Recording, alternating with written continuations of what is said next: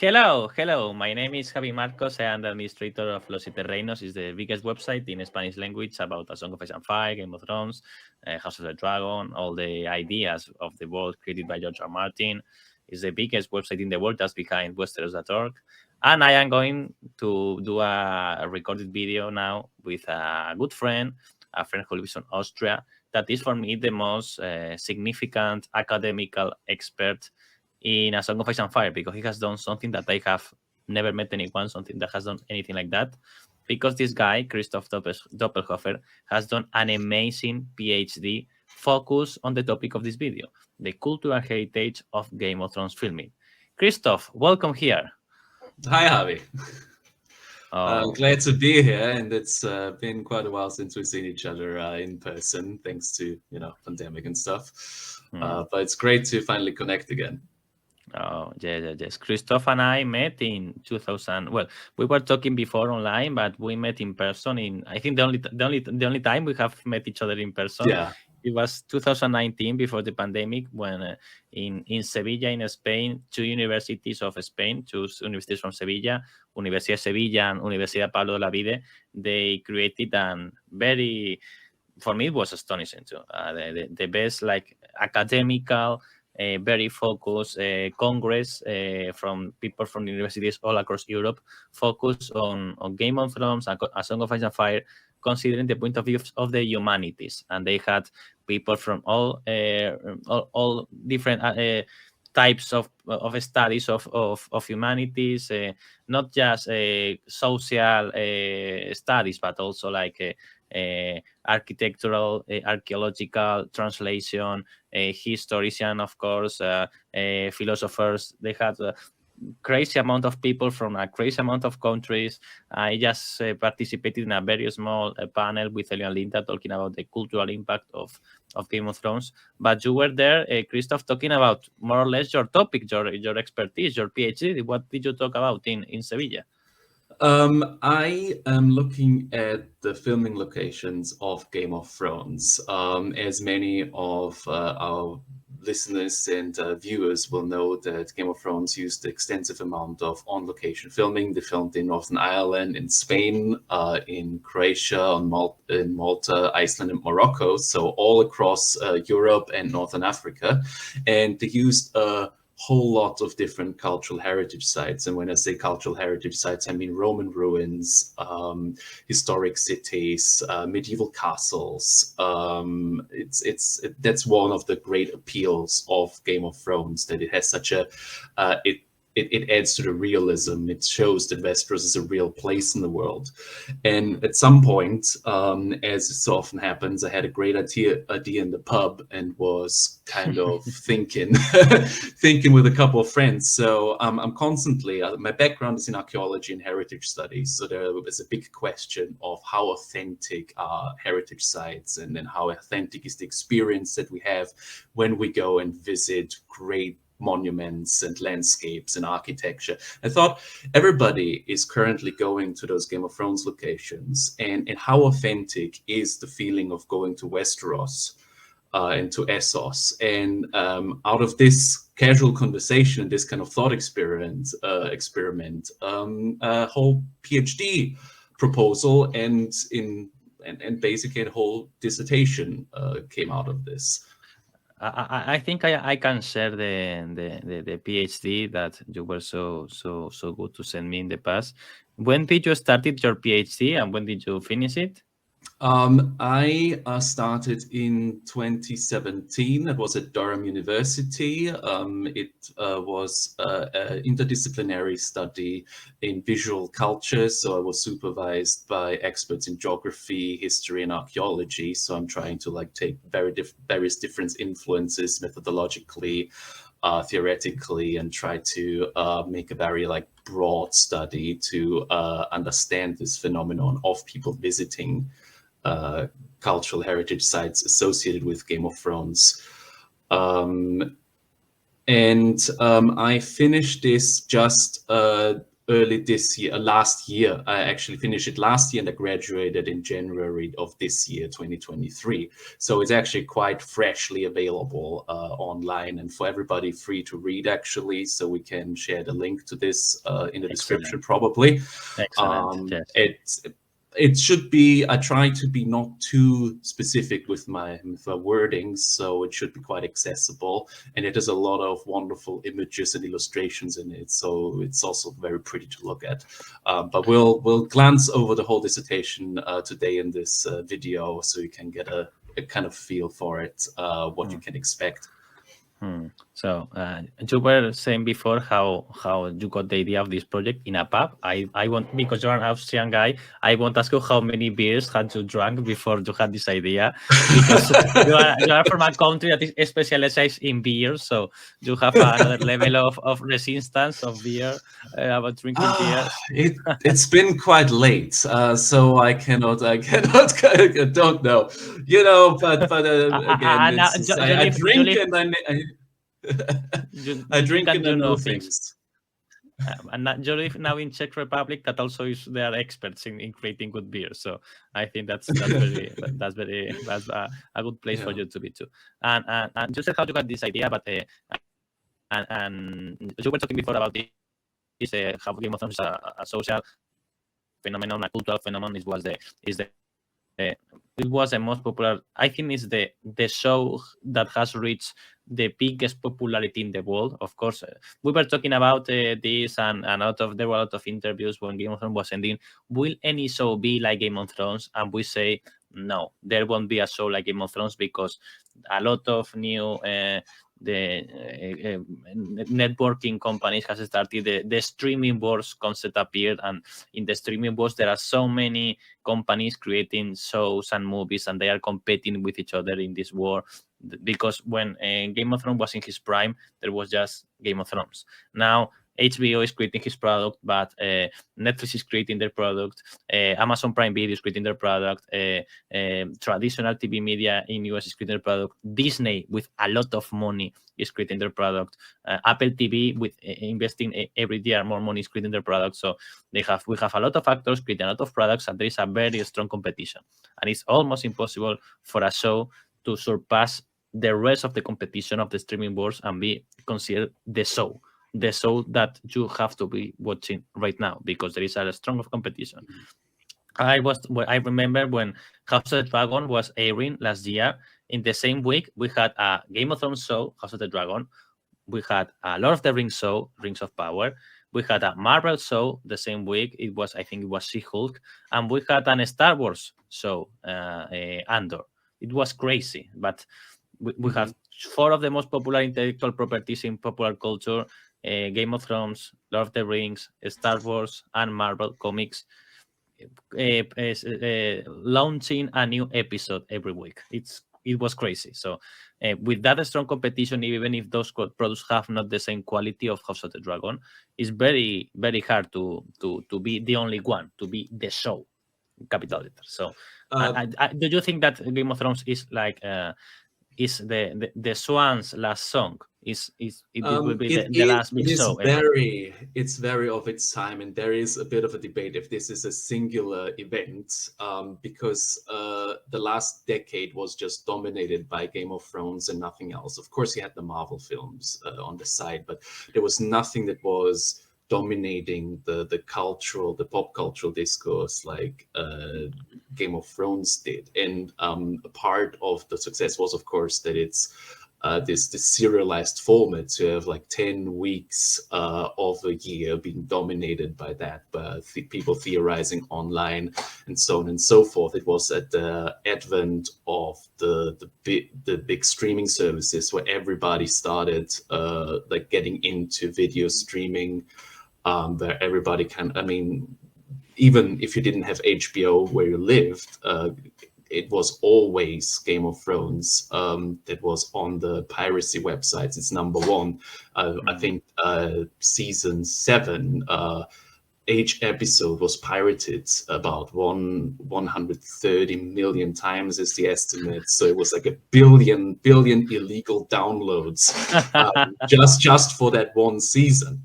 And it is very much, it's so culturally ingrained. If you would go down a bit further in my dissertation, in the first chapter, I try to make a point that it is a pop cultural phenomenon that has not been seen before. Of course, we have Lord of the Rings, which was since 2000, the early 2000s, is kind of the pop cultural IP in movie wise, and also with film tourism. But there was no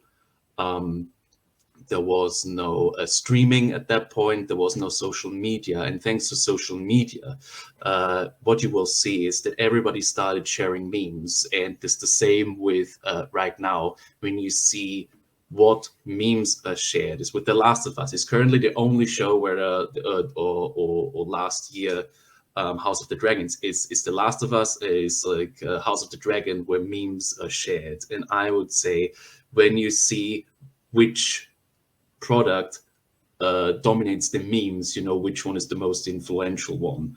I don't know any meme of the Lord of the Rings shows, for example. Well, But I know memes, but those memes were attacking the show most of the time. But in those two products, The Last of Us, that I love it, and House of the Dragon, say the same thing.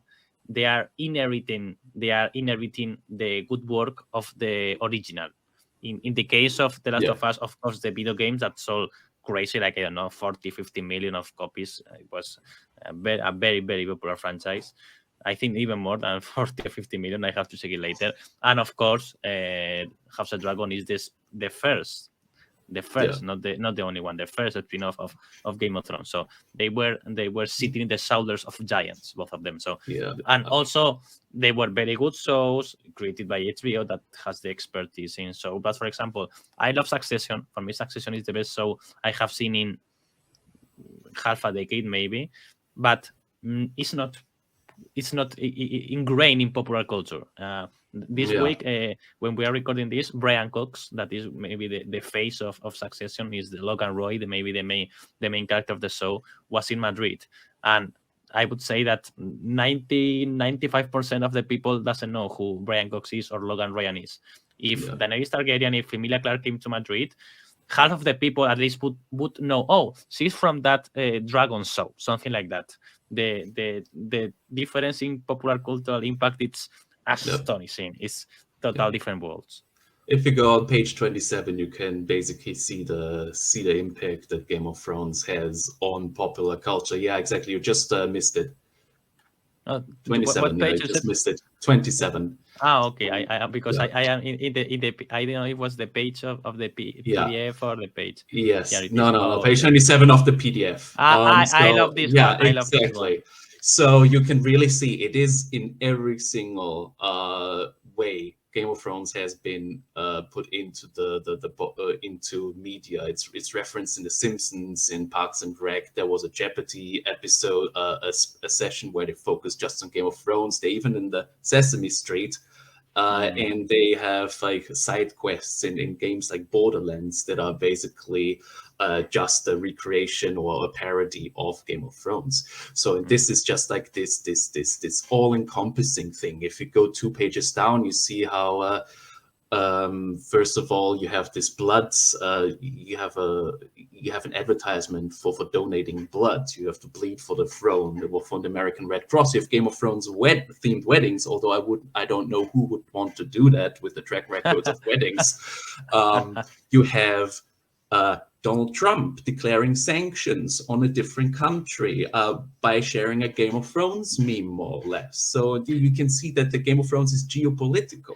So and it's totally transversal, because when I did my panel in Sevilla with Elena Linda, I put posters like this, but of Spanish politics, but of 4 different parties, of 4 different ideologies, and the 4 of them use Game of Thrones references. Yeah, and there are new animal species that are discovered. They will have the names of the dragons of Daenerys. So it is just so much in in every aspect of life. And even if you haven't seen the show, you know of it and you know the visual language of it.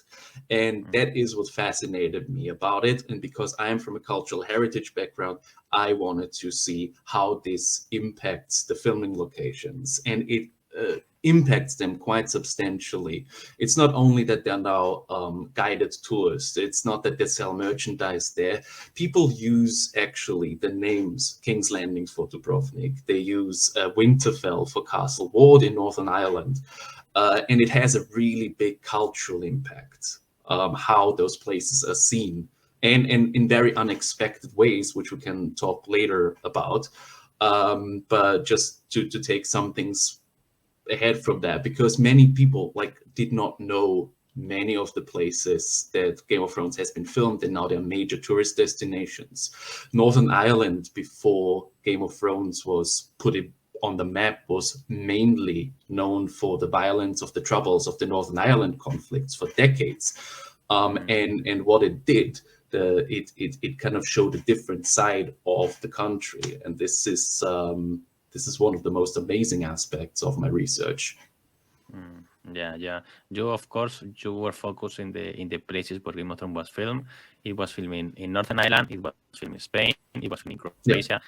It was filming in Malta. It was filming in Iceland. It was filming in Morocco. And they even filmed a scene in the US. They filmed with the scene with the bear. It was filmed Bert the bear. That fights with Rian. That film was filmed in US because the bear couldn't travel overseas, of course. So if this would be a trivial question, I think many people would have failed, because they would say, in how many continents has Game of Thrones filmed? And it's 3, not 2, considering the scenes with the bear. But I think most people would just say 1 because they think it's just Europe. So, but they would forget about Morocco because it was only in season 3. Yeah, totally.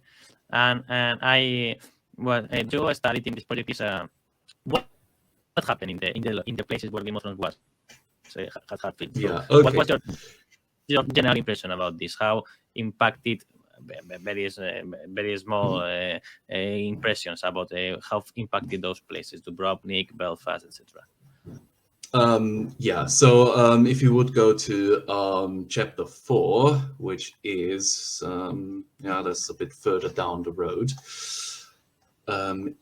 Just keep talking. Yeah. It's basically what happened there. Is various different things. Of course, people will go, okay, we're like at page 78 or something to see one of the first filming locations, of the later filming locations. But what happened is lots of people just wanted to see the places they've seen on the screen in real life. And that instigated a bunch of different activities. For example, guided tours. People started selling merchandise or inspired products. There's a bit further down, we will see an image of Game of Thrones honey and Lannister gold meat that they're selling close to Old Castle Ward in Northern Ireland. There are now even new cultural artifacts. Yeah, you have interpretation boards you see here, where they put info boards on the filming locations with screenshots and some info what happened here in the show. So Game of Thrones became a physical part of those places. So it's not just like you go there, you just look at some screenshots on your phone. No, the screenshots are there for you to look at. And then some places like Northern Ireland embraced it the most. They even have new artifacts and new monuments built to it. They have the Game of Thrones doors. They are carved out of the wood of the dark hedges, which stood in for the King's Road in season 2, where Arya goes joining the train of the Night's Watch when she flees King's Landing. You see it in the first or second episode, like for 10 seconds. And this has now become one of the most iconic places. And in 2016, a storm blew over a couple of those trees, and they just carved a couple of wooden doors out of them, and they distributed them across Northern Ireland in 10 pubs. You have a little stamp book where you can go to each and every location and can collect the stamps, which I of course did when I did my research there.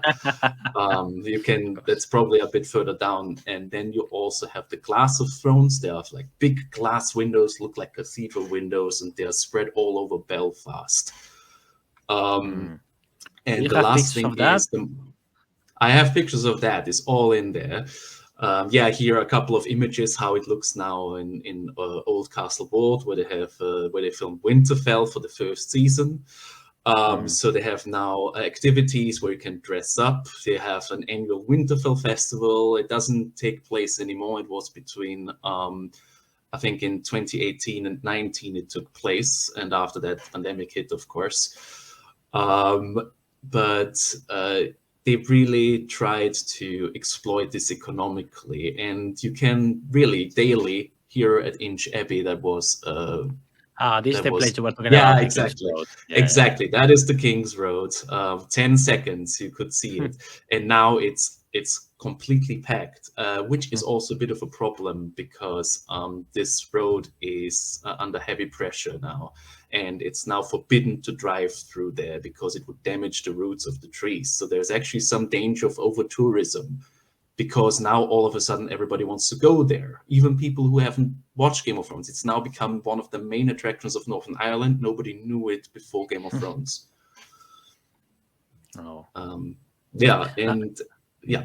It's crazy. No, it's crazy now.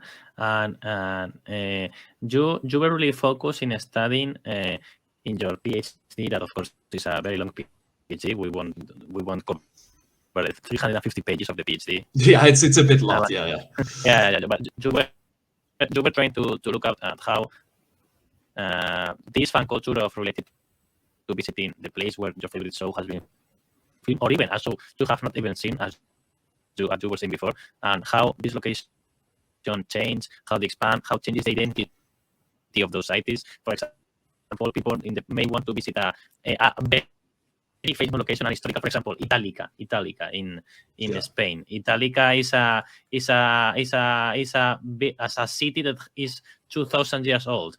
That is famous because it's a Romans lived there. The biggest empire of the world was there, and now people doesn't want to visit it because because those are Roman ruins. People want to visit it because it's where Game of Thrones was filmed. It's crazy. It's crazy, and people would not believe it if you explain them that. So how changed that of course the tourist impact of the locations, what we were talking before about that road that represented the King's Road, and of course also the idea of you were talking before in the chat before we start recording this. So you said about a split becoming marine, for example, how real story merged with fictional story of Game of Thrones. So that was more or less the general idea about this PhD. Yeah, I mean, Split is a special place in my heart anyway, because when I studied archaeology, then one of my favorite emperors was Diocletian, who was a Roman emperor in the late 3rd century, who basically just after 100 years of civil war, kind of unified the empire again. This is Cleese. This is a bit behind Split, but Split itself is a harbor town, and now it's built on the foundations of a Roman palace at the late 3rd century, and the basement of that palace was where Daenerys kept the dragons. And I knew Split before before Game of Thrones was a thing, and I was already impressed by it. But when I visited again after Game of Thrones was filmed in Split, the whole place kind of felt differently to me, because I had like a different association with it, and I looked at places that I didn't look at before. I mean, I was of course in the basement there, but now it was also the place where Daenerys kept her dragons, or where Barristan Selmy got ambushed and killed by the Sons of the Harpy. So there's like an additional layer of significance and importance and some emotional connection added to this place. And this is what I could see in every location that I visited. For example, in Dubrovnik, it is a magnificent Renaissance harbor town. It's been a republic. It's between east and west, north and south. It's been an independent place between empires. Very much, if you describe it, is actually in real life, you could actually describe it more or compare it to Kath, because it was also ruled by a merchant republic ruled by 13 aristocrats, and they were basically rich beyond belief. And also between east, west, north, and south. But now everybody thinks that it's King's Landing, because Dubrovnik is a small little place on the Balkans. The Balkans generally don't have the best reputation. But because it was on Game of Thrones, because it was on the biggest show in the world, everybody saw, oh, there are actually really pretty places on the Balkans. When you say Balkans or Eastern Europe, you have a certain image in your mind. And Game of Thrones kind of changed that. And now there are more and more and more people realizing that, coming there, and they start seeing King's Landing, and they naming it King's Landing also because we'll see this in the following chapters, maybe when we get to it, where people just reenact the walk of shame. They stand on these chairs to get the photo taken from behind, and then they walk down. They say shame, shame, shame. They have a little app on their phone where they ring the bell, and some people even do it completely naked. Wow, I haven't shared a photo of that. I haven't shared a photo of that in there. If you Google it, you'll find it. I don't. Wow. But this is also a bit of an issue, because when people do that, and this is a church there. So there is like a Jesuit church. There are nuns. It's a functioning church, and the clergy, the nuns, are really, really cross and really livid when this happens. So they're really annoyed by it. I totally understand them. I would like to have naked people running around my street also. Yeah, and it is the people of Dubrovnik are very proud, because they have a long, strong history. They've been always independent, and they have always tried to be independent from outside forces. And currently, they fear that they're a bit conquered by the perception of the tourists from outside. They're a bit there's kind of like this imperialism of imagination happening, where King's Landing is taking over Dubrovnik. And I have a couple of tour guides. They all guide Game of Thrones tours, and at least half to 60% of all the tours that they guide are Game of Thrones tours, where they show screenshots, and then they compare and contrast. They show they show how it was in the show, what happened there. But they feel very conflicted about it, because on the one hand, they make a lot of money with it. On the other hand, they'd rather would have other people come and just appreciate Dubrovnik for what it is. And they really try to kind of downplay the impact of Game of Thrones very often. Also the officials. I also talked with tourism officials, with the mayor, and they really try to keep Game of Thrones away from any publicity as any way, shape, or form possible.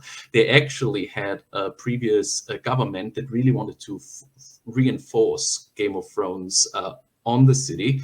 So they took Lord of the Rings tourism as a template. So they wanted everything Game of Thrones. They also started a small little exhibition, which is still in place, which is still on a little island on Locum, just a 15-minute ferry ride in an old monastery. But they do not advertise it officially, because they don't want to have to do anything with it, because they think that Dubrovnik is so much more than King's Landing. And the current government has been elected on the promise that they would reduce tourism, because Dubrovnik is really struggling with the amount of tourism that it gets, in part also because it got so much exposure through Game of Thrones. Yeah, but Game of Thrones was not the first phenomenon that attracted tourists. You want to go to a place because that place is connected to that thing that you love. And in your investigation, you were also talking about literature and also film tourists. Sound of Music on I think on Switzerland, and also, of course, for me the most known, Lord of the Rings in New Zealand. I want to go to New Zealand just because Lord of the Rings was filmed there. So you also explore that in your PhD. Yeah, I mean, this is to establish a bit of a background. Of course, Game of Thrones has not invented film tourism or screen tourism or media tourism. There is like a whole bunch of different terminology that is used. What is the extent of it is new. But as you say, there were other things that have happened before. In literature, if you go basically as far back as antiquity, people were looking for places that they read about. In the 18th, 19th century, people wanted to go and visit Troy because they read the Iliad, they read Homer, and this was also a reason why they wanted to go there. Yeah, this is a wonderful example. This is the castle where they filmed Monty Python and the Holy Grail. That's Doune Castle in Scotland.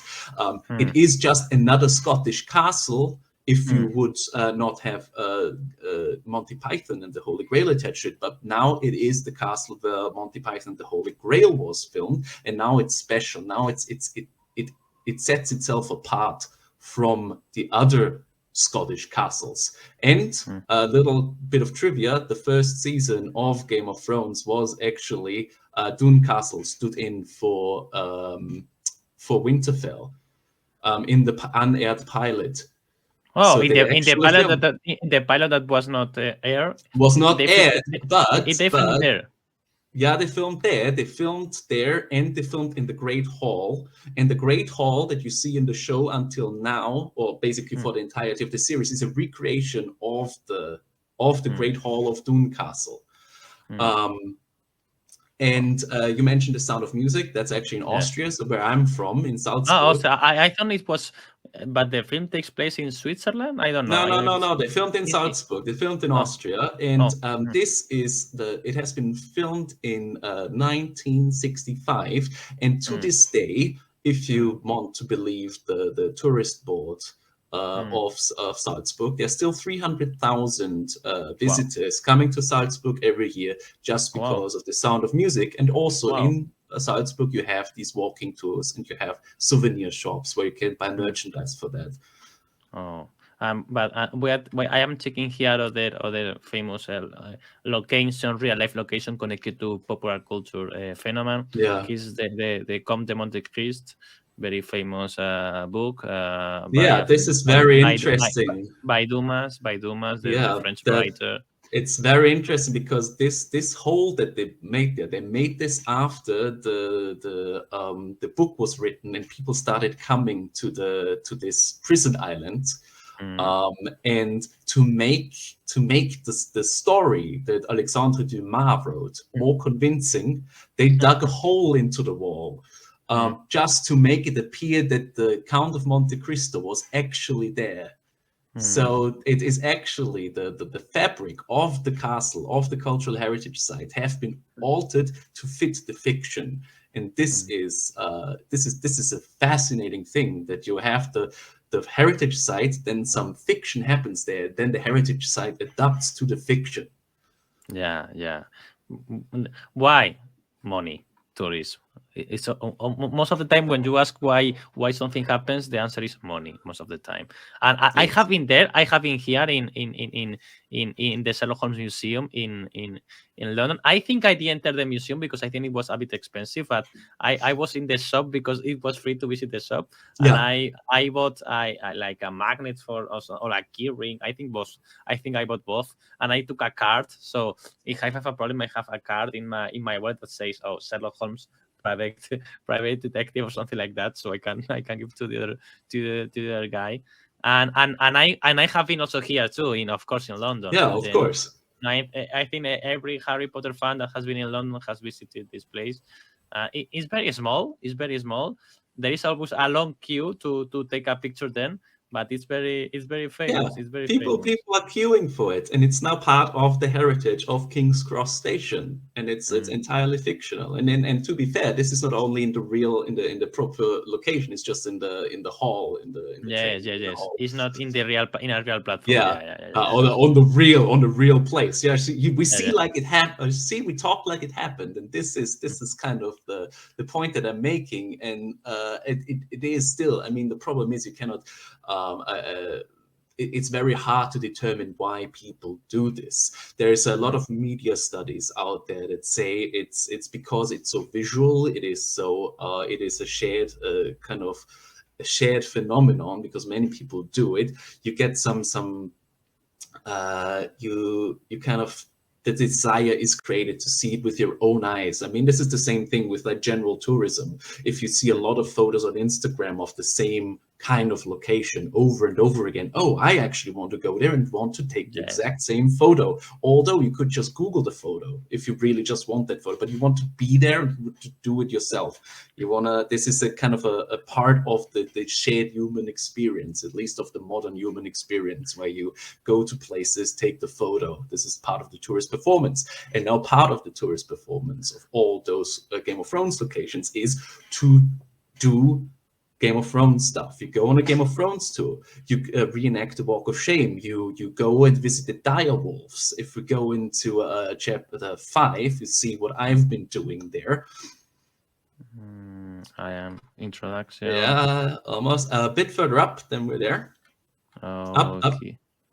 Exactly. With the dogs. Oh, the dogs. Absolutely. So I went to did the whole Game of Thrones routine. I met Thor and Odin. Odin unfortunately passed away a couple of years ago, and you cannot visit the direwolf tour, direwolves anymore. They kind of they are retired now. So that was also very much of its time. So you could only do this for a short period of time. But you go around, and then you get replicas of the famous swords, and of course when you go there they just give you the coat, the cloak, and then they ask you, okay, so who can tell me what was the name of Eddard Stark's sword, and the person who shouts first ice who is allowed to hold it, and then you can basically, you are the main person, and so you kind of there's like a kind of like a bit of a trying to stand out and impress your your other fans, your fellow fans there, and this is just happening. It's a very big sword, a very big sword. Yes, it is, and it's really heavy because made from real metal here, so it's not just some plastic stuff. So they go for the authentic fantasy, and this is the thing. It's like it feels like you are entering Westeros. You're entering Robb Stark's camp there, and this happens every day. So it's just what happens now at these places. People go around constantly. As you see here, we have something from Iceland. So I went to Iceland on a holiday. So we went to the Eyrie. We went to the Kill the Master. I went to the Kill the Master Street. The first one is Sevilla. The first one is Sevilla. It's Alcázar. The first one is the Alcázar. Exactly. This is Dorne, the Dornish Palace of Sunspear. I went to Ballantoy Harbor, so that is Pike. Then here in the top, this is the courtyard of Winterfell, where everybody came in the first episode, rode in, King Robert and his whole entourage, and then we have the Blackwater Bay on the right there, where Sansa and Littlefinger and Shae stood around and looked at the horizon. And this happens every day, all day long, especially Dubrovnik. I was there once. There were 4 tours simultaneously doing exactly the same thing. And it's just like omnipresent with the merchandise shops and everything. And what is fascinating is that people who are have not seen Game of Thrones. I talked with people who have not seen Game of Thrones. They also reenact the Walk of Shame because that's just what you do there. So this is Game of Thrones is not the essence of those places. So it is part of their cultural heritage. It's not just taking place there. It's literally part of the place. Yeah. No, it's part, and it's totally changed. So, for your PhD, you traveled to just 3 countries, to Northern Ireland, to Croatia, to Spain, in Morocco, they didn't almost film. Iceland, I think, was too far. But what did you do exactly was, I am talking now, I am reading now the bullet points you sent me. You were doing ethnographic fieldwork, you were taking part in tours and interviewing people. And what you find was certain behaviors, social media activities, place names, remainder of location happen in different countries at the same time, thanks to Game of Thrones. Could you explain that? Yeah, exactly. So ethnographic research, for everyone who doesn't know, is basically immersing oneself in a foreign or within a culture, and it's always it's a social sciences method where you go and live with the community. And there is also something called an ethnography. So basically you do an ethnography of your own community through just living with them, describing your own experience. And the point of this is to describe what is this community doing, what are their values, what are their ideas, what is their general behavior. And I, as a fan, went and researched the Game of Thrones fan community at the cultural heritage sites. That means that I was, for me, an auto-ethnographic experience, an auto-ethnographic research. What I did going there as a fan, and did everything that a Game of Thrones fan would do, because this is what I would have done if I went to those places myself. And I've done this in several other places before, because I'm a big fan of pop cultural. Yeah, I mean, you see, this was the first thing that I did in field work. My first day of field work was doing exactly this here, going on the Winterfell tour of Game of Thrones tour of Northern Ireland. And I was deliberately trying to just immerse myself and just not try to think too much about it and just feel it. And then after I've done all that, taking my photos, taking my selfies, writing my Instagram posts and so on, I just started to observe other fans. I started, what are they doing, to also understand what I was doing. I started to approach people who engaged with Game of Thrones stuff when they took part in the tour, if they went to one of the Game of Thrones museums that I found. So there are several museums and attractions around where you can visit. We appear here. Oh yeah, we have us here in Italica. Yeah. And there we and I interviewed many fans at sites, but also people who were not fans. I later found out, even though they were doing Game of Thrones stuff.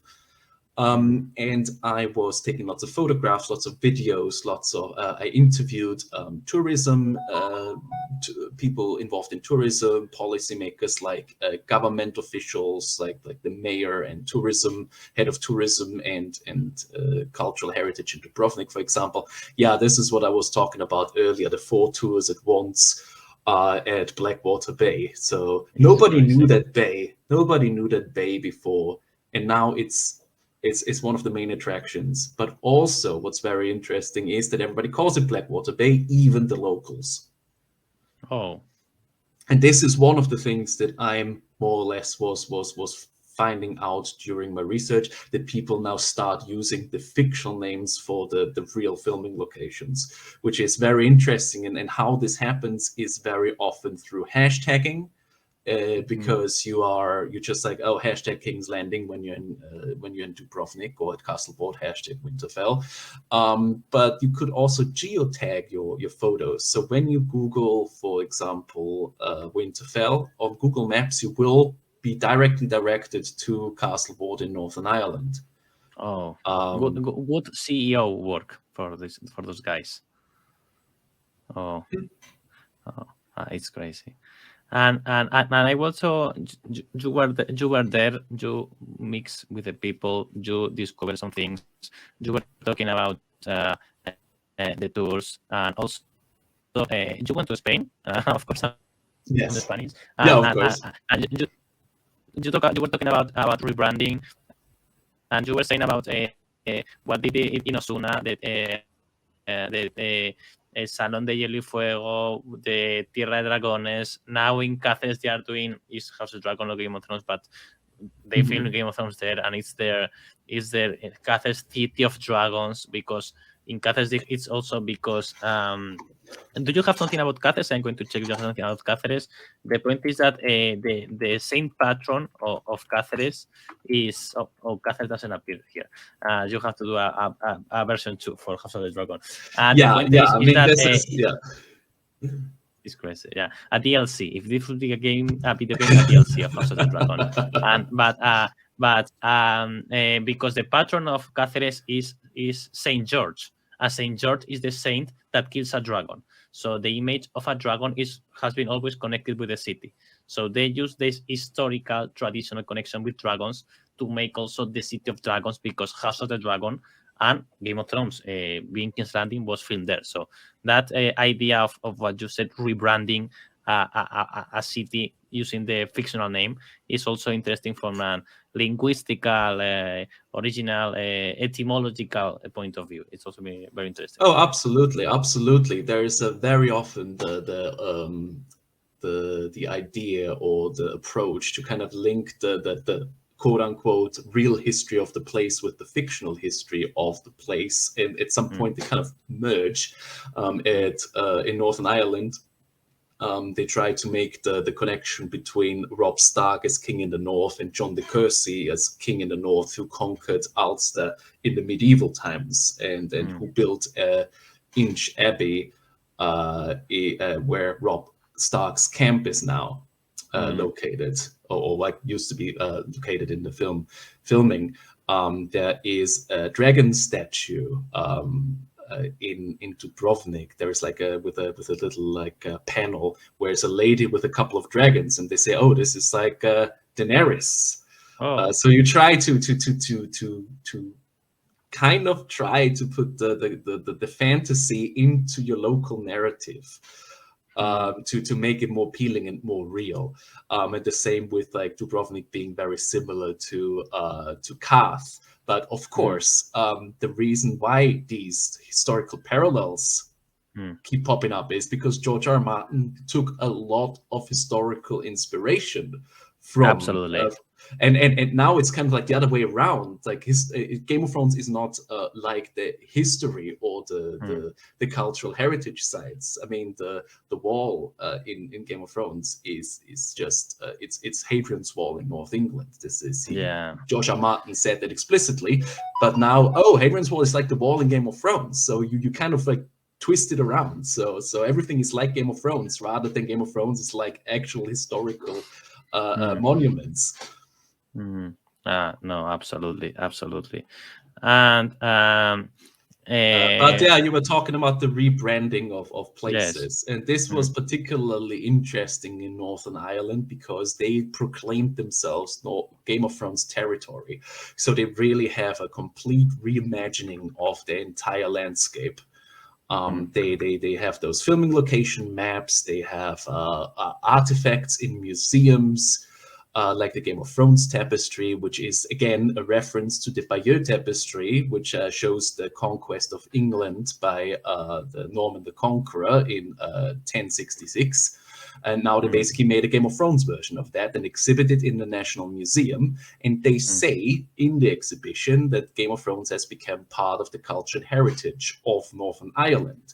So they are integrating it into their collective narrative. It's not only for the visitors who go there, it's also for their own community, that they have like a new heritage narrative that they can explore and express.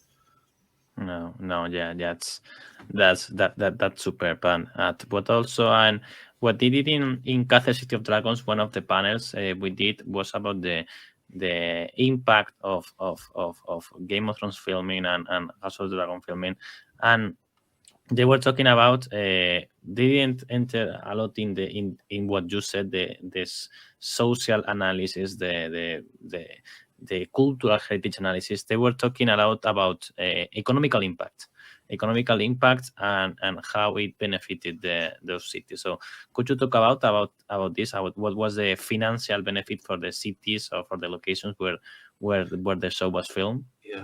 Yeah, this is one of the. It was not my focus, the focus of my research, but of course I had to think about that because this is the first question. Oh yeah, it's tourism, so of course there's some financial benefit. The problem is it is very hard to directly measure how this is, how Game of Thrones directly impacted it economically. There is a pamphlet from the Northern Ireland Tourism Board that says that about 350,000 people pre-pandemic numbers grant you. So we always have to kind of use pre-pandemic numbers. There are new numbers available right now, but 350,000 people per year, which would be a sixth of all kind of like leisure tourism, would come to Northern Ireland because of Game of Thrones and bring about 50 million plus pounds into the local economy. However, when you actually look at certain sites, it's very often not the case that there are now many more people. They're just like a different kind of people. Castle Ward in Northern Ireland, for example, has a big shift in who comes there. There's now a far larger portion of international tourists that go there. And they are probably motivated by Game of Thrones because this is how you would, because this is how most people got exposed to it. But generally speaking, because Northern Ireland and Dubrovnik were so much in the media because of Game of Thrones, so it's kind of a self-fulfilling prophecy that people go there because of Game of Thrones. Yeah, maybe they go because people now talk more about it. So of course there is more tourism happening, but is it really just because of Game of Thrones? So is it just tourism is generally a growing business? I mean, we are now above pre-pandemic levels again because everybody wants to like do extra tourism these days. But it definitely shifted tourism around a bit. So it definitely made certain areas a bit more better visited and more exposed. Yeah, for me, this is a key point because I'm Spanish, and the biggest industry in Spain is tourism. Tourism is the country with more tourist visitors every year related to coast and beaches locations in the world. And Spain is not US or India or Russia or it's smaller than France, it's smaller than Italy, it's smaller. We have or smaller than Germany. Well, Germany has no beaches, of course, but and we have a crazy amount of tourism. It's the first industry. Of course, we do cars. We export a lot of the first sector. You know, the food, and we export a lot of food, a lot of oil, a lot of different kind of food that maybe refined in other countries, like the wine or the oil. But maybe 20% of Spanish people live thanks to tourism, direct or indirectly.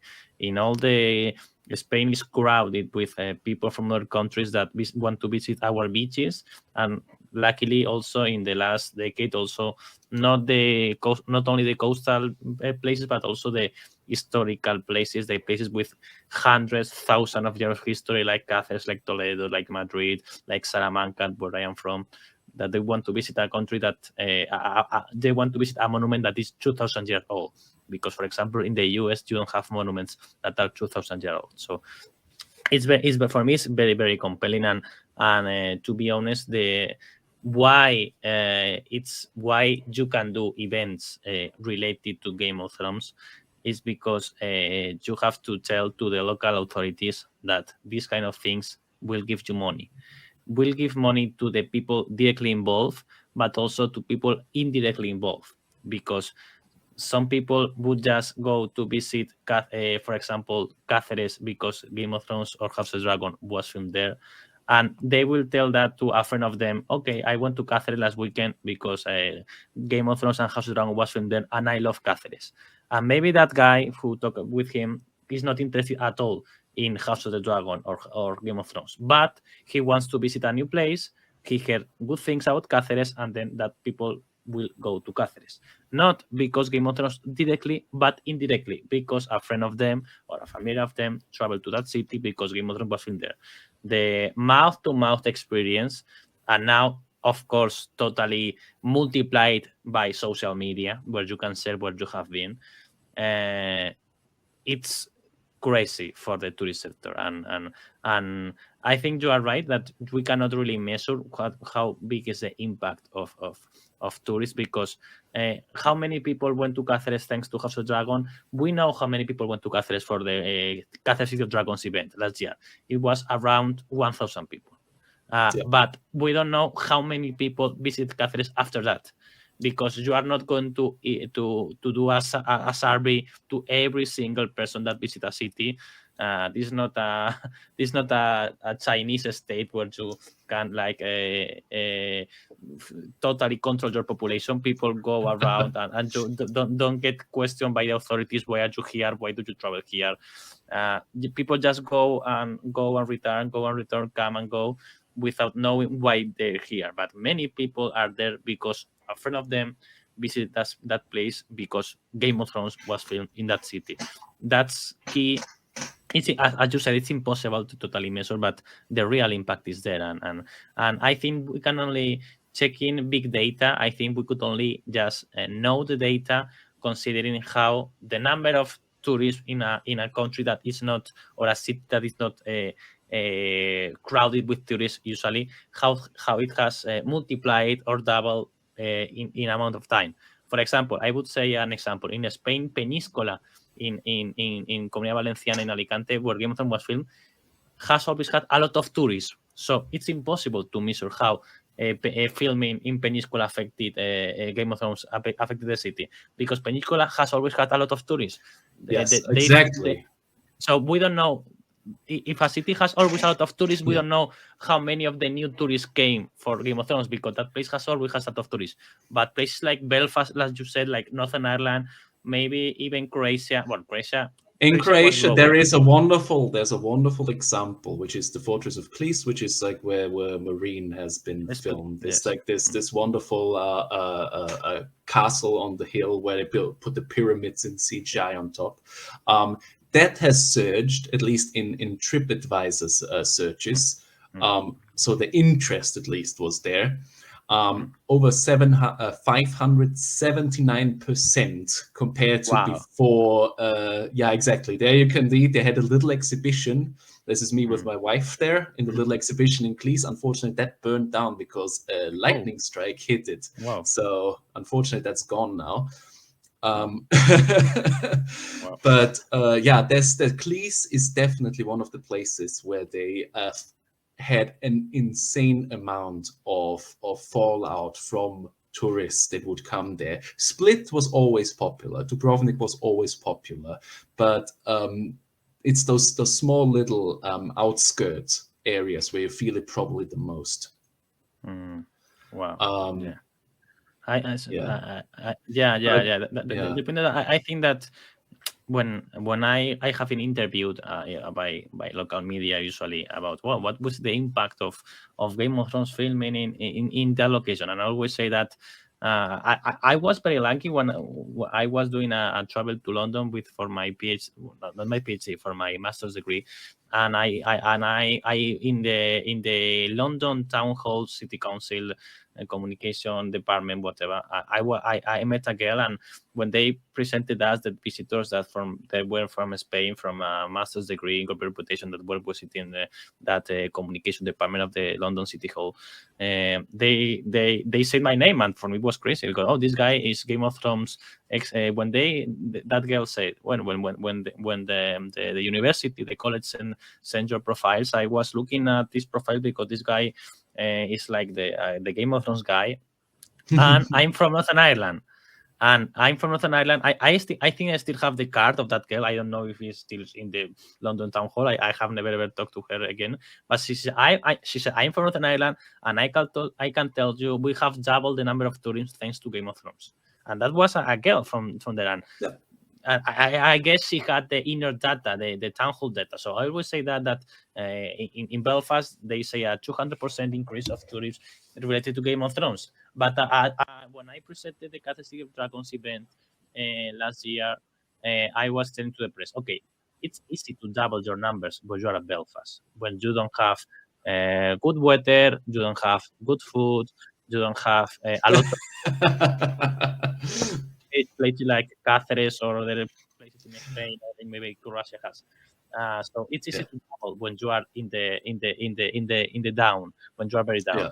When you are a top place like Península in Spain or Sevilla in Spain, for example, or even Dubrovnik, I would say now, it's very difficult to double those numbers. But you can see the Oh numbers. yeah. Oh no, absolutely. But yeah, as I said, sometimes it's just very hard to say, is it really just Game of Thrones, or is it just like that Northern Ireland is mentioned more often? But I mean, that could be a direct or indirect impact by Game of Thrones. No. Yeah, this would be the topic. This is number crunching. I could talk for ages because my master's degree is in corporate reputation. It's about reputation. And the point is that, as you said before, the reputation of a place like Northern Ireland that was previously only before thanks to war and to terrorism and to it was not a good place to visit, or nobody was thinking of visiting that place ever. Or Croatia, as you were saying, Croatia was related with the Balkan War. Younger people in now doesn't know what Balkan War was, but Balkan War was the only war in Europe since World War II. It was very hard, and a lot of people died. But thanks to nowadays, nobody thinks about Croatia and thinks about Balkan War. They think about beaches. They say it's now like a bit of competition of Spain because they have beaches like Spain, but it's cheaper than Spain. But also related to Game of Thrones. I was telling you in the previous chat we had about that. I have a partner in my job that is not a deep compulsive fan of Game of Thrones. He has not read the books. He will not read the books. He's not like the average visitor of Los Reinos. He just liked the show. And when he decided to go to holidays with his wife, he decided to go to Croatia because Game of Thrones was filmed there. And the first day, my first day in my job, what I was telling him about Los Terrenos, he was, I will show you the pics of me in Dubrovnik. And he's a 57-year-old that is not the average die-hard fan Game of Thrones, but he wanted to visit Croatia because it's beautiful and Game of Thrones was filmed there. I was reading that in your PhD. Your PhD, I was reading now the testimony of a lot of people that I am here just because Game of Thrones was filmed here. Yes, it was the most common answer. It was the most common answer. Yeah, I mean, there was a one particularly interesting comment from a person from the US who said that before he would think that Croatia was like Eastern Europe, but Game of Thrones made them realize it's actually quite pretty there. So you can really see, and I think another person in Northern Ireland said, well, before Game of Thrones, the main thing that I associated with Northern Ireland was the Troubles, was the Northern Ireland conflict. It was like the IRA, the terrorist attacks, the conflict between Protestant and Catholics, and for many people, and I mean that was probably most significantly expressed by people from the UK, from Ireland, that now they actually realized that the Troubles, the Northern Ireland conflict is actually over, because now you have those film productions, you have the tourism come, and you see the nice landscapes. Yes, exactly. Who would have thought 10, 15 years ago to advertise Northern Ireland with views to die horribly for, which is you could not imagine that, because like it would have been very in very poor taste. But these days, I don't think that some person with a machine gun or a Molotov cocktail will kill you because you're Catholic or Protestant. No, it's just like, oh yeah, this is where Game of Thrones was filmed. This is just like, don't you remember how fun the Red Wedding was? No. It has done an amazing job also in the self-perception of Northern Ireland. They are really, really happy there that they are associated with something else than conflict, because they felt very misunderstood. Also because the Troubles were officially over since 1998, but the reputation still remained because it was decades of violence.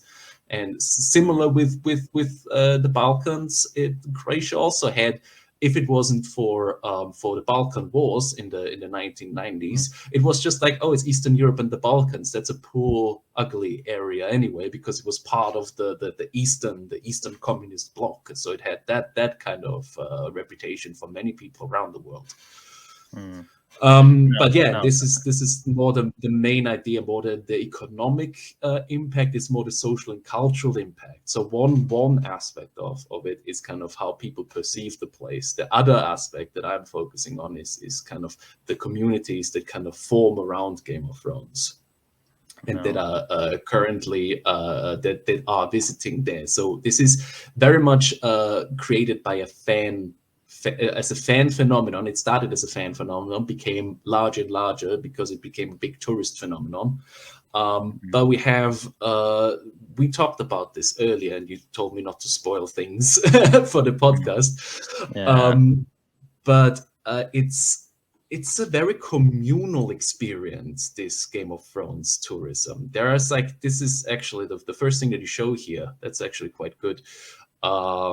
Because fan communities, they connect with each other. Well, we have the representatives here of the fan community, you from Spain, Elia and Linda from US and Scandinavia.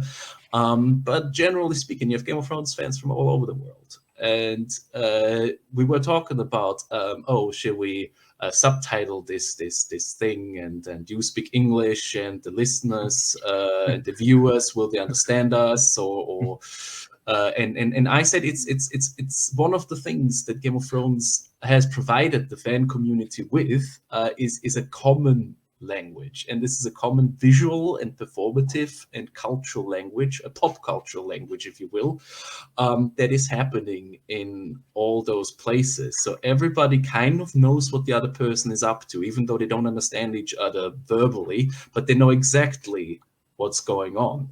I have a couple of quotes here from people. So there's a German couple I met, and I'm still in contact with in Northern Ireland. So they say there has been no reservations to engage with others because everyone here is for the same reason. That means that there are also no linguistic barriers. We all agree on those impressions and stories from the series that we shared, and all those spots that we have visited, and that's great. And to see that people from different countries still all want to see the same places and share the same interest in the series. I know we had people from LA, Australia, and Taiwan in the group, and there were also people from Italy and China, and everybody comes here together. Everybody comes together to see this, and that's a great thing. I had a couple of guys from India that said they come to Dubrovnik and they claim how amazing it is to be able to find some of their own kind, and they don't mean Indians. They don't mean like people from fans like them. Fans like them. Exactly, and they feel all like they're all connected. So and the young woman from Italy also said, you can clearly recognize people that are here for the same reason as you, because they have all the same face. So basically, just you can read it from their faces that you share something with these people, and this is a part of this phenomenon that also fascinates me. There's kind of a new global, transnational community kind of forming. This is it doesn't matter where you're from, what language you speak, what color of skin, what creed, what religion you follow. You follow Game of Thrones, and you go there to go to. It's almost, I gotta say, it is as close. Modern fandom is as close to religion, a modern kind of religion as it gets, because it's amazing. It's amazing. It's a pilgrimage. People go on a pilgrimage there. And if you go to the page 229, I have a lovely juxtaposition between an actual Christian pilgrimage. 2029. Okay. 229. Well, I'm going now. I know a phenomenon that is like that. That is, here it is. Yes, this is a photo I took in Jerusalem in 2009 because I was there on a field trip for university. People going down the Via Dolorosa with the cross, but I don't see really much different. I mean, I might offend some people here, so Sorry, Yeah, but basically for me and for the people who share no, but this experience, it is almost a religious, spiritual experience to just like have I those see your point, banners. and I will do another comparison. Sports. I'm a huge sport fan. Absolutely. And when you, for example, I am a Real Madrid fan. Madrid is a very big club. It's the club, the sport club with more fans around the world in social media, yada, yada. Yeah. Well, I have friends of mine that are Madrid fans that are from Germany and from Austria. In fact, I wasn't thinking about this, but I have this will be crazy for you. I have a scarf of your country here. This is a scarf of the fans of Alemania and Austria. I think you were expecting this. Absolutely. Yeah. Oh, Because wonderful. That's wonderful. my fan group, there was it's totally improvised. I just remember that my fan group that is called Primavera Blanca is the symbol of my Real Madrid fan club. It has a lot of members outside of Spain, and there is one called Peña. One section is called Alemania. This is Germany in Spain. Alemania, Austria. And the Alemania Austria section has like 300 people fans, and Okay. I was saying later, and it's very funny because one of the guys of my Peña, of my fan group from Austria, he's also he's called Andy, and he's a huge Game of Thrones fan. So sometimes I talk with them not about Madrid, but about Game of Thrones, about the filming. This is the logo of my fan group. Alemania, Okay. Austria. It's crazy. Yeah, but absolutely football crazy. fandom is a wonderful comparison. I have the flag of your country in my room. I can't remember that until now. So it just it's here somewhere. So that's crazy, and that's another phenomenon that joins people from. These guys they are from other countries. They have my age, or they may be older than me or younger than me. They have males and of course a lot of females. They have people from black people, white people, because in Germany there's a lot of black people from all around, and they are together because they share the same passion. And exactly, and this is thanks to I have to say pop culture in this way. It is very it can be political, but it's very depoliticized. And what I mean with that is that most people can take part in it. I mean, of course, it's still a very much Western centric thing, because it's like it's mainly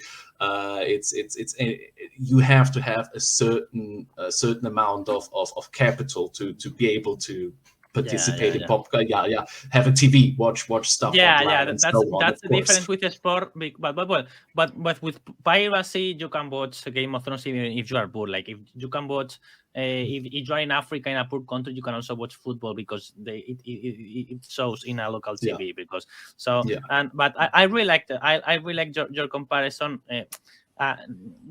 Not a religion is a tricky topic, but it's something that make us connect as a community. I would say that I yes, like the and this community. is what I'm getting. I like the whole community, creating communities that because what I like is that I start talking with you about Game of Thrones, but then one day later we'll be talking about other things that we have in common, but we met thanks to Game of Thrones. But thanks to Game of Thrones, we talk about other things.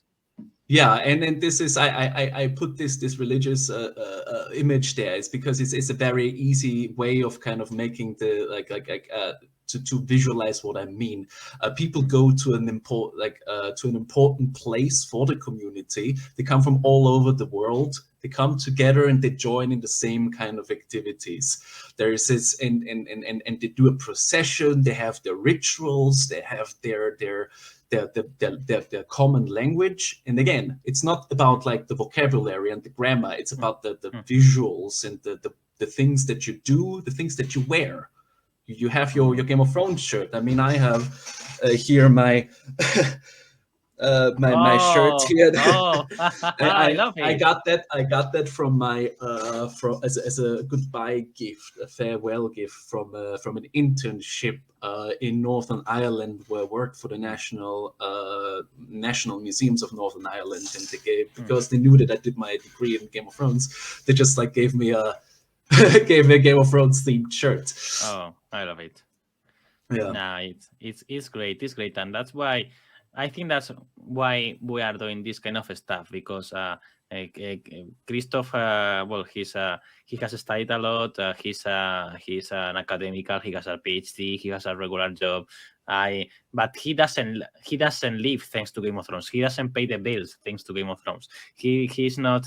He doesn't pay the rent thanks to Game of Thrones. I myself too. I am not a YouTuber. I am not earning exactly a lot of money thanks to Los Terrenos. I have my other, as I say, my muggle job. This is my muggle job, my non-magical job, who pays me the bills and the rent and the food and whatever. So we do this because it's our passion. Because it's absolutely. And thanks to this passion, I am now talking with a guy from Austria, and later today we'll have a chat with two guys from Italy, and I was texting yesterday to Elliot. He's from US, and I was sending a meme to the French guys about the meet in Spain and France and whatever, and we connect to people from different countries with different origins, who we maybe have different political ideologies, I don't know, but we have one shared passion that we share, and that's Game of Thrones, George R. Martin world, and this beautiful thing that changed my life. I said, I don't know if I've said that. And Tower of the Hand, the website, the Essays website, they did a book like, I don't know, 7 years ago about it was called it was a Tower of the Hand, a Flight of Sorrows book. It was the name of the book. I think it is still available for ebook to download, but they also did a physical edition of the book, a print copy. I think I have it somewhere. I will show it later.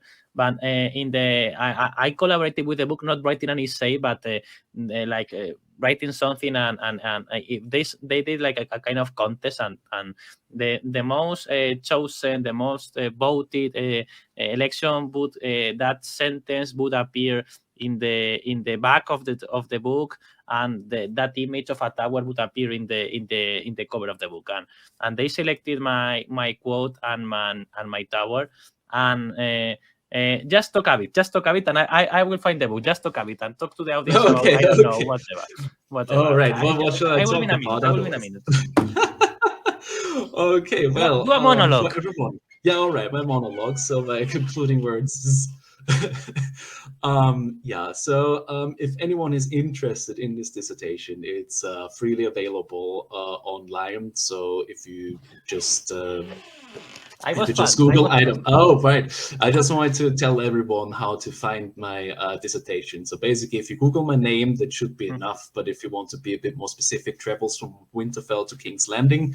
This is the title of the dissertation. I also published a couple of other chapters. One is about to be published soon, I hope, and they will not be publicly accessible for free, but if you message me, which you can do through ResearchGate or academia.edu, I'm more than willing to just send you a PDF copy of it.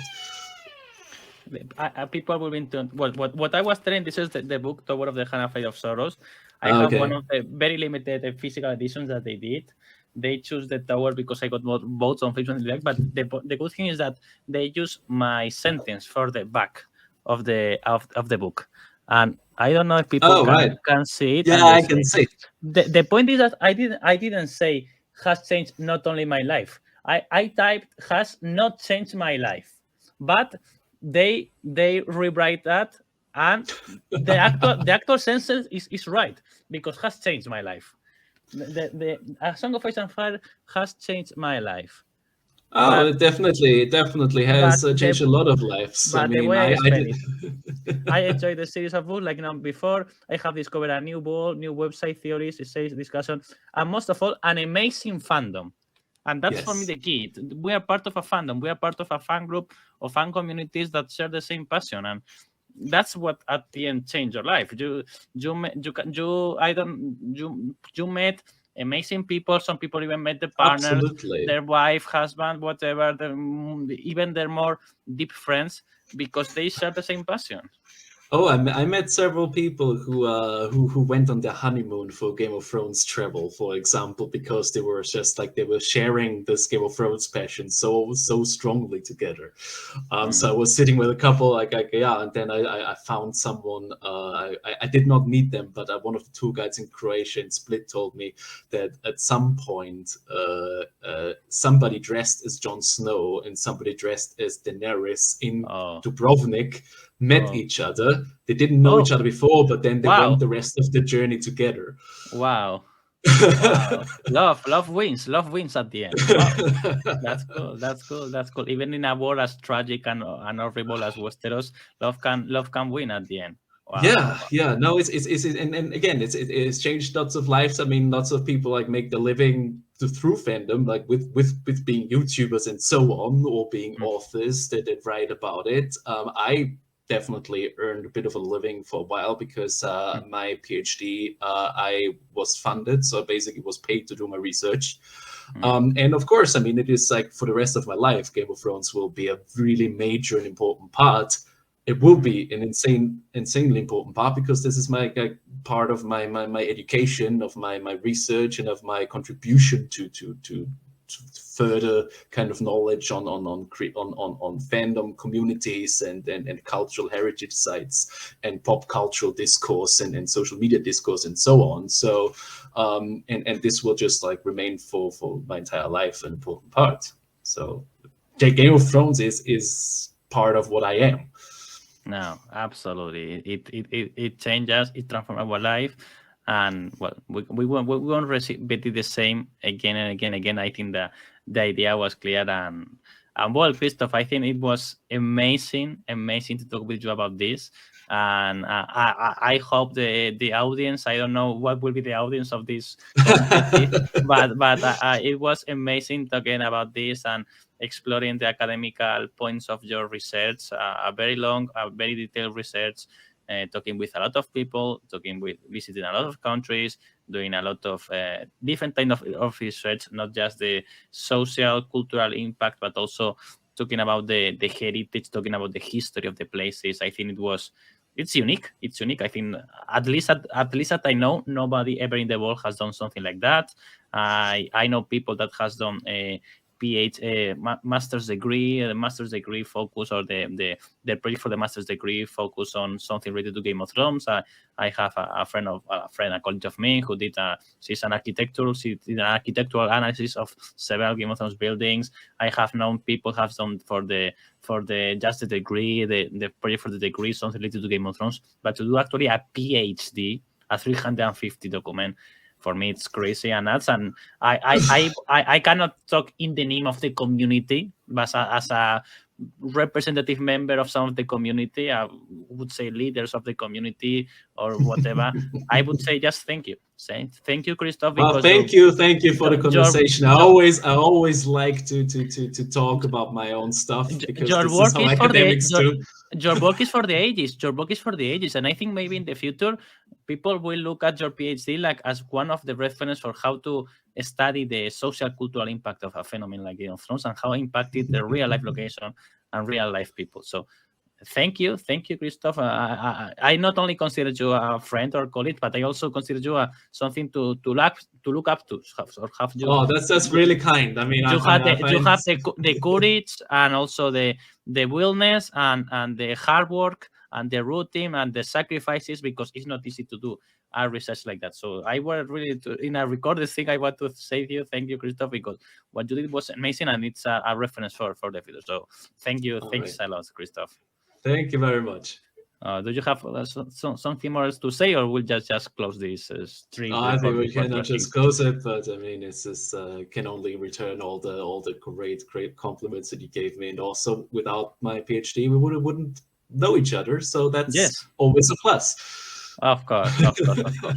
Okay, well, it was amazing. We have been talking for 100 minutes. I think that's a lot of minutes. Almost 100 minutes, 83 minutes. That's a lot of minutes. 7 hells. Almost as long as a football match, a soccer match. So it's enough. I think it's enough. So and almost as exciting. Almost exciting. Well, it was great. It was great. Well, thank you very much to all the people, right. especially to all the people who have watched that 80 Yeah, minutes especially without stopping. for everyone who's still here. Yeah. That's crazy. And thanks a lot. Okay. Well, thank you All right, very bye. much and goodbye. Bye. Bye.